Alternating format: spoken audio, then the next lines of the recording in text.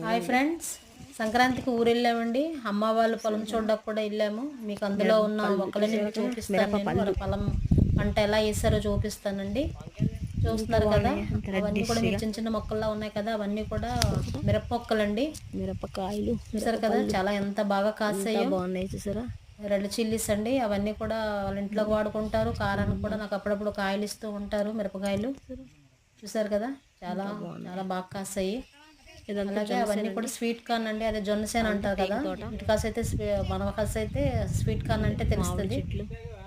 అవి కూడా పండిస్తున్నారు వాళ్ళు. చూడండి, టేక్ చెట్లు, వాటి మధ్యన వంక చెట్లు అండి. అవన్నీ కూడా వంకాయలు కాస్తాయి. అవన్నీ కూడా టేక్ తోట అండి వాళ్ళది, అమ్మ వాళ్ళదే. అవే వాళ్ళ ఇంట్లో ఫర్నిచర్కి, డోర్లకి, అవన్నిటికి కూడా వాళ్ళు వాడుకుంటుంటారండి. ఆ చెట్ల మధ్య నుంచి చూసారా, చిన్న చిన్న పొలాలు కూడా ఉన్నాయి. అంటే అవి వేసి ఎక్కువ రోజులు అవ్వలేదు, కొంచెం ఒక 20 డేస్లో అలాగ అవుతున్నాయి అన్నమాట.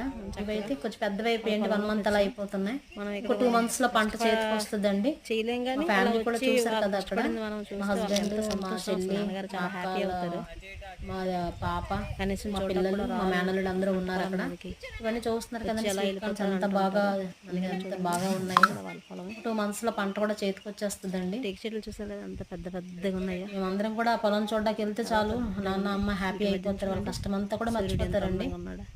మేము ఇప్పుడు వెళ్ళట్లేదనే ఇప్పుడు బాధపడుతూ ఉంటారు. మేమైతే మాత్రం ఈసారి వెళ్ళి చూసేసరికి చాలా హ్యాపీ అయిపోయారు నాన్నగారు.